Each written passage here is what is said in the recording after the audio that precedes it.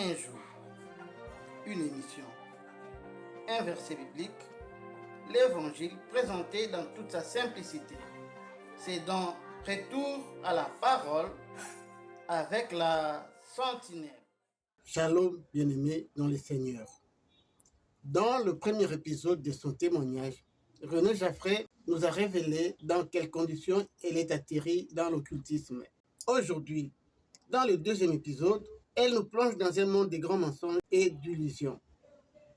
Restez branchés et bonne évasion. Ça tourne.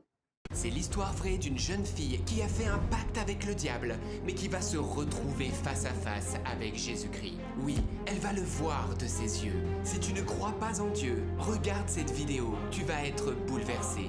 Renée intègre une secte satanique. Elle y pratique là-bas la magie et la sorcellerie. L'objectif final, persécuter les chrétiens. À l'âge de 16 ans, au beau milieu d'un rituel satanique, le diable lui apparaît en personne. Le pouvoir de Renée va alors grandissant, mais un jour, le diable lui demande de s'en prendre à son propre frère. Mais là, pour Renée, c'en est trop et elle refuse. Commence alors un violent combat contre les esprits du mal qui vont la tourmenter. Dans son désespoir, un soir, elle crie vers Jésus-Christ qui la délivre totalement de toute emprise de Satan. C'est le témoignage incroyable mais vrai de René Schaffer. Hello, my name's Renee Schaefer. Bonjour, je m'appelle René Schaffer. J'habite dans le Maine aux États-Unis. J'ai eu une longue expérience dans l'occultisme, mais Jésus m'a sorti de là, il m'a sauvé la vie. Et c'est cette histoire que je vais vous raconter. And this is the story of that. I would say all the members of the cult actually. Tous les membres du culte étaient possédés, moi également. Au début, je dirais que j'avais 20 à 30 démons en moi. Mais il y a eu un moment plus tard où j'ai été très imprudente. En fait, j'avais décidé de capturer des démons à l'intérieur de moi.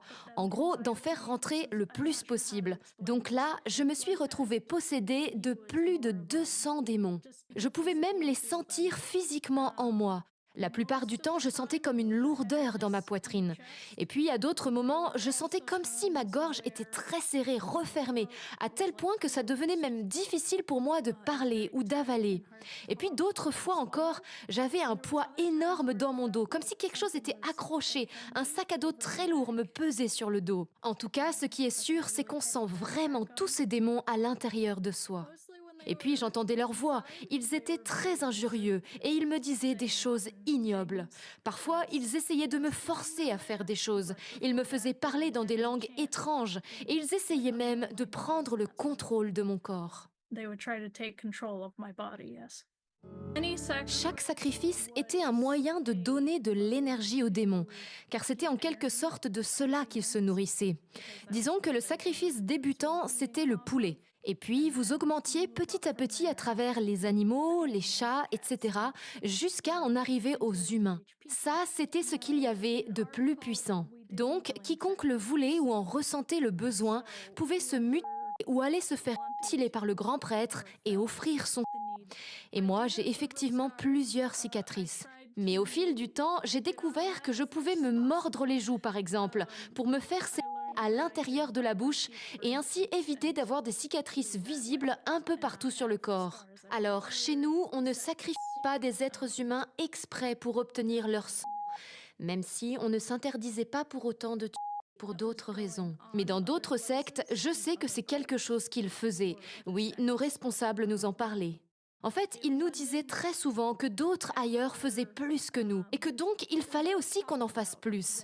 Et cette rivalité, elle n'était pas seulement entre les sectes, elle était aussi à l'intérieur même de notre secte. En effet, il y avait une compétition très malsaine pour voir qui arriverait le plus vite à enfreindre les 10 commandements et qui réussirait à le faire le plus de fois possible. Il résultait donc de tout ça une sorte de hiérarchie entre ceux qui étaient prêts à commettre le pire du pire et les plus jeunes que l'on formait petit à petit pour les amener à commettre eux aussi le mal absolu, comme le meurtre ou le viol. Killing people, possibly rape. After I was involved with the demons for a while. Après un certain temps à côtoyer les démons, le grand prêtre a commencé à me parler du fait de servir Satan lui-même et non plus les démons. Parce que les démons avaient en quelque sorte un rôle d'enseignement, ils me formaient, mais le grade le plus haut, c'était de servir Satan lui-même. Donc, le grand prêtre me l'a vendu comme quelque chose de vraiment bien. Vous savez, il m'a dit des choses comme « Tu auras tout l'argent dont tu as besoin et tu auras tout pouvoir sur les autres ». Et c'est quelque chose qui, à l'époque, pour moi, c'est vrai, était très alléchant. Donc, de mes 13 ans à mes 16 ans, c'est sur quoi je me suis concentrée. Je pratiquais des rituels sataniques pour essayer d'avoir l'attention de Satan afin de pouvoir interagir avec lui. Et en ce qui concerne l'argent, c'est vrai que dans le culte, on nous disait très souvent « Vous allez être riche, vous n'aurez plus à vous soucier de l'argent, vous aurez tous les jouets que vous voulez. » Donc on nous faisait miroiter des véhicules, des motos, des quads, mais après on nous poussait à aller prendre ces biens par nous-mêmes. On allait les voler en fait chez les gens. Donc en soi, on ne nous les a jamais donnés, c'était à nous d'aller les chercher par nous-mêmes. On était malveillants, c'est vrai. En fait, on était vraiment des agents du chaos à cette époque-là. Basically just agents of chaos before. The first time that I saw him, Ce jour-là, c'est la première fois que je l'ai vu.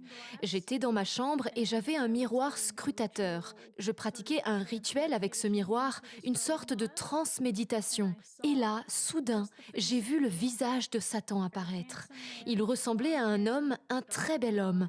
Il était blond avec des yeux bleu foncé. Il n'avait rien d'horrible ou quoi que ce soit. J'ai entendu d'autres personnes dire qu'elles l'ont vu sous une forme affreuse. Mais moi, ça n'a pas été mon expérience. Par contre, je sais qu'il peut changer d'apparence, parce qu'une autre fois, je l'ai vu avec des cheveux noirs, par exemple. Mais ce qui est sûr, c'est qu'avec moi, il s'efforçait toujours de se montrer sous une belle apparence pour avoir l'air séduisant et attirant. Donc cette fois-là, quand il est apparu dans le miroir, on a commencé à échanger ensemble.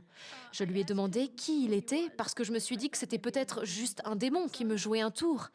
Mais c'est vrai qu'il avait une présence très imposante, très froide, que je n'avais jamais ressentie auparavant. Je sentais bien qu'il était différent des démons habituels. Donc je lui ai demandé s'il était bien mon maître. Et en fait, pour me répondre, il a cité la Bible, mais en se moquant. Il a dit « Je suis ce que tu penses que je suis ».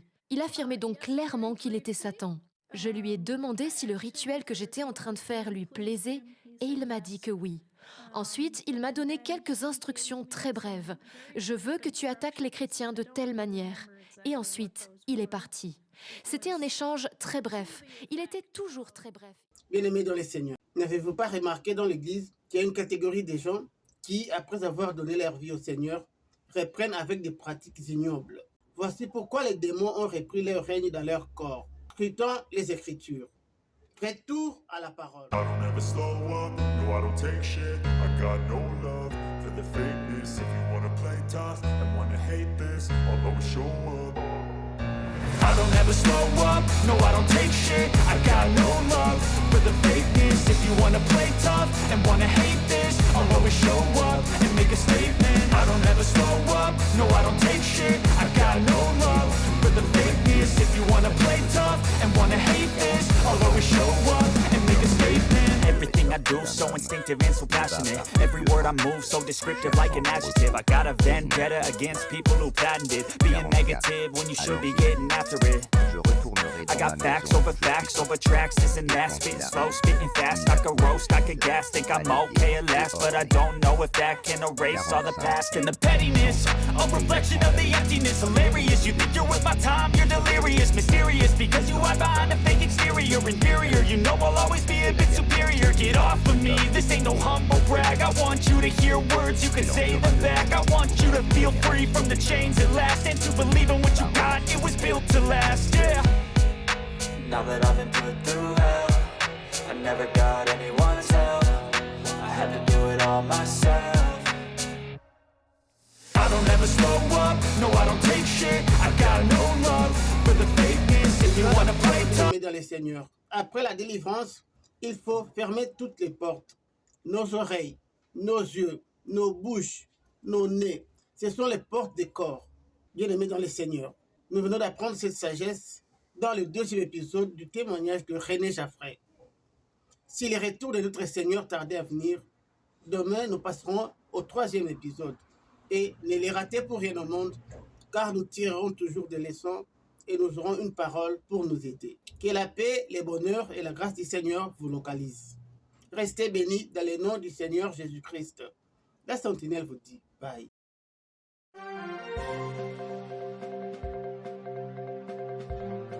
Télé Sentinelle, la chaîne chrétienne sur YouTube qui vous ouvre les écluses de la parole de Dieu avec la sentinelle Michael Péoï.